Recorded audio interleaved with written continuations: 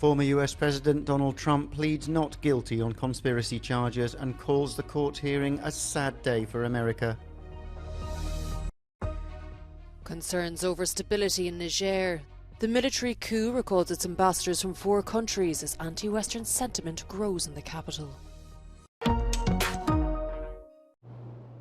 Donald Trump pleaded not guilty on Thursday to orchestrating a conspiracy against US institutions after his defeat in the 2020 election. He appeared at Washington, D.C.'s federal courthouse alongside his lawyer, Todd Blanche. The charge against a former US president is unprecedented. This is a very sad day for America.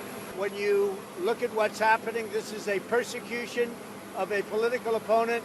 This was never supposed to happen in America. This is the persecution of the person that's leading by very, very substantial numbers in the Republican primary and leading Biden by a lot. A small crowd of Trump supporters protested in front of the court building. His popularity among Republicans remains high, despite this being the 3rd time since March that he's faced criminal charges. But many also see the former president as a criminal and a liability, and they too made their feelings known. Trump has made it clear that whatever happens to him, he will continue his bid for re-election in 2024.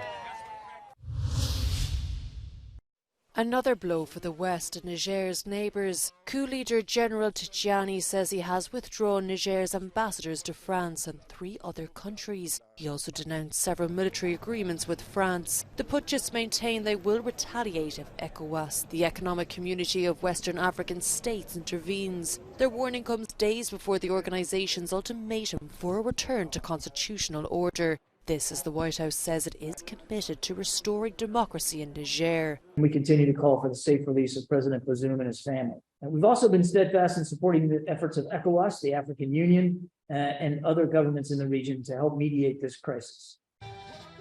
Thousands of people gathered in the capital Niamey on Thursday in support of the coup and to protest against France's presence and ECOWAS.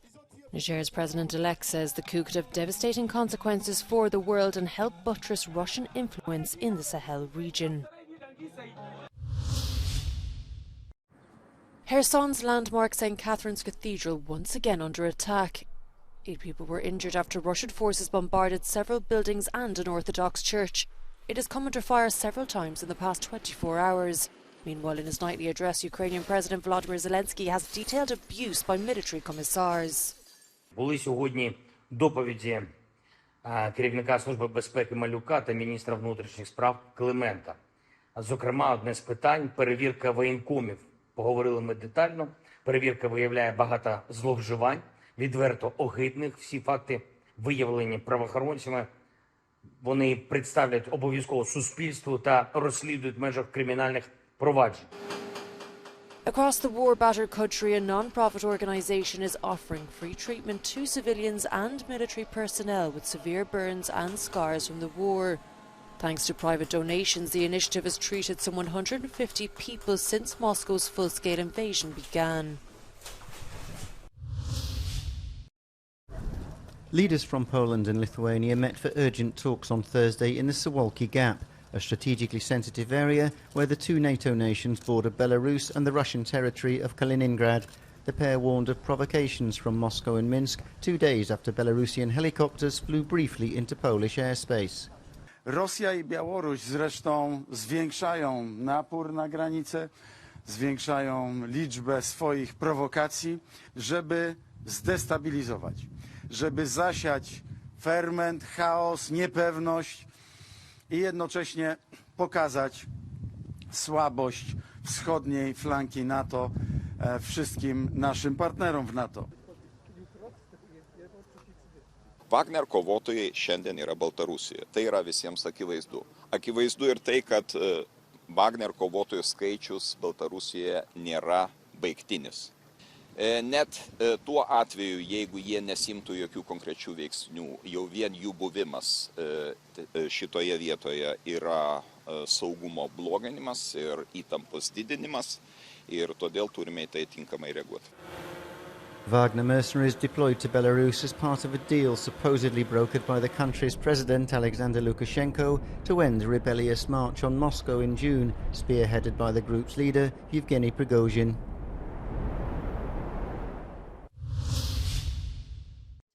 Pressure is mounting on Russia to resume a UN-brokered agreement allowing the export of Ukrainian grain through ports in the Black Sea.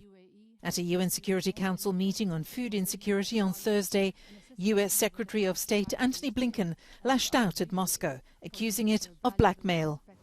We must address Russia's war of aggression against Ukraine and the resulting assault on the global food system.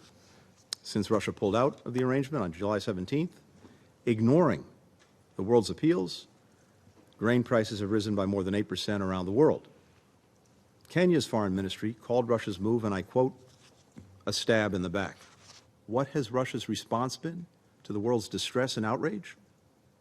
Bombing Ukrainian granaries, mining port entrances, threatening to attack any vessel in the Black Sea, no matter its flag, no matter its cargo. Meanwhile, the European Union head of diplomacy, Josep Borrell, has urged G20 countries to put pressure on Moscow to allow Kyiv to resume grain shipments. He said the only beneficiary of the blockades and bombings was Russia's agricultural sector, which has increased prices and its market share in recent weeks. A new twist to the European Union's sanctions against Russia. In a bid to prevent them being circumvented through Moscow's close ally Belarus, the European Council has fast-tracked a series of new restrictions targeting Minsk. These expand the ban on exports to Belarus of a number of highly sensitive goods and technologies. The Council has also imposed an additional export block on firearms and ammunition and on goods and technology suited for use in aviation and the space industry. Minsk has been Russia's closest ally since the start of the Kremlin's war in Ukraine. Moscow used Belarus's territory for the invasion and has also taken advantage of its neighbours' support to circumvent sanctions imposed by the international community. Last month's huge fire at the landfill site in Zielona Góra is at the centre of an ongoing dispute over Poland's waste management policy. Inadequate storage and treatment, along with illegal waste loads, have become literally a burning problem in the country. Many accuse those in power of negligence. Brakło 20 milionów, żeby to zutylizować, a skutki dla środowiska, kwoty, jakie będziemy musieli teraz przeznaczyć na rekultywację gleby, przywrócenie do tego stanu, zabezpieczenie, mogą być 10-krotnie wyższe. Doszło do katastrofy ekologicznej. Mamy zastrzeżenia do działania wszystkich służb, które nas nie informują o faktycznym stanie środowiska. Dopiero po tygodniu pojawił się pierwszy komunikat, żeby uważać z plonami, które mamy na swoich ogródkach. It was after the fire that the Polish Ministry of Climate filed a complaint with the European Commission regarding 35,000 tons of illegal waste shipments from Germany. It's the first step before applying to the European Court of Justice.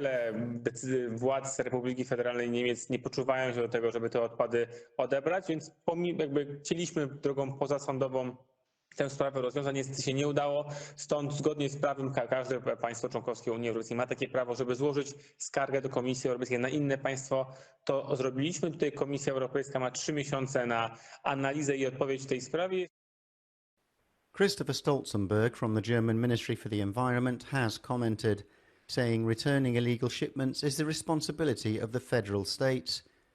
He added, however, that the fact that illegal waste shipments from Germany are taking place is of great concern to them and that the ministry remains committed to improving the prevention of illegal waste shipments in the EU.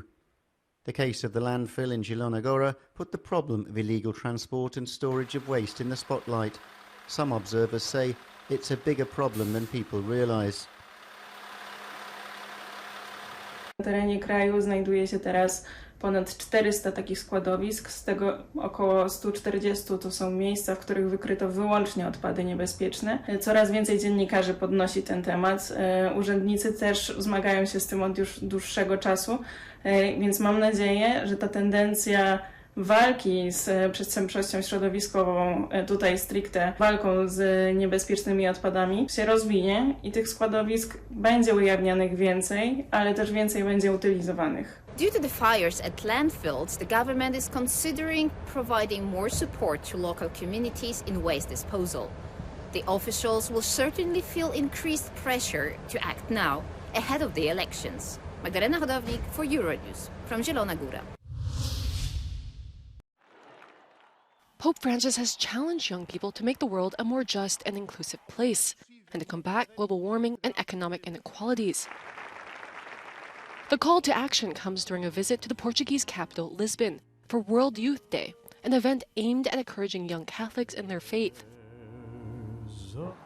No olviden que necesitamos de una ecología integral.